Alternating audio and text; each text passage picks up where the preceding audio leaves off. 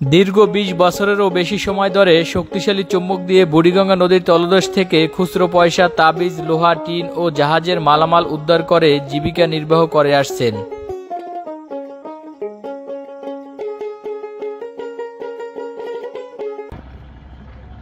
আর সর্বোচ্চ কি পেয়েছেন নদীর নিচ থেকে? ৪৫ কেজি লোহা। ওটা আপনি তুলতে পারছে এই চুম্বকে? তাই। কত টাকা বিক্রি হয়েছিল?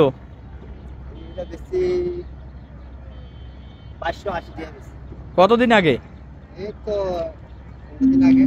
হ্যাঁ, 15 দিন। নদীর নিচে মূলত বেশি কি পাওয়া যায়? লোহার পয়সা, মানে খুচরো পয়সা।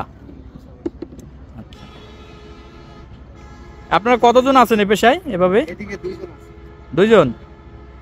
এ তো নিচ থেকে গ্যাস উঠতেছে।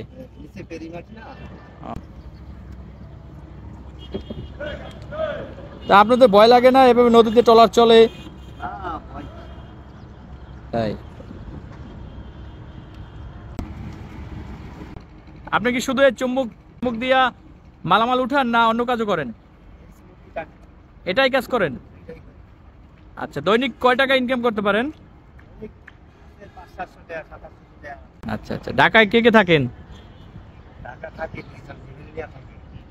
ফ্যামিলি নিয়ে? ও, এটা দিয়ে আপনার ফ্যামিলিও ভরণ পোষণ করেন নাকি? মামি থাকে এখানে? মামি কয়জন? 2 জন। কি বলেন, সত্যি? হ্যাঁ, 2 জন মামি। এই কাজ করে আপনি 2 জন মামি পালতেছেন। মানুষের তো একজনও পালতে পারে না। মামি কি আর একজন আনবেন? না। হ্যাঁ, মামি কি 2 জন আপনার সাথেই থাকে না গ্রামে থাকে কেউ? ও, একজন সাভার আর একজন আপনার কাছে।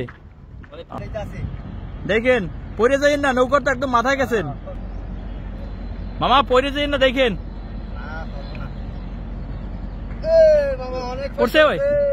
ওয়াও, মামার ভালো টাকায় তো উঠছে দেখি। একটু আমরা আসি। আচ্ছা, কয় টাকা উঠছে? ও তো অনেক টাকা।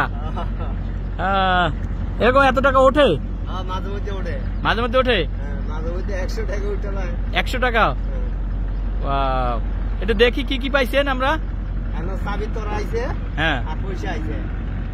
হ্যাঁ, খুশি লাগতেছে না?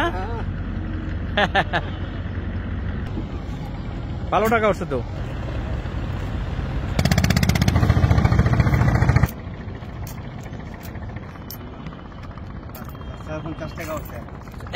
এক টানে 56 টাকা।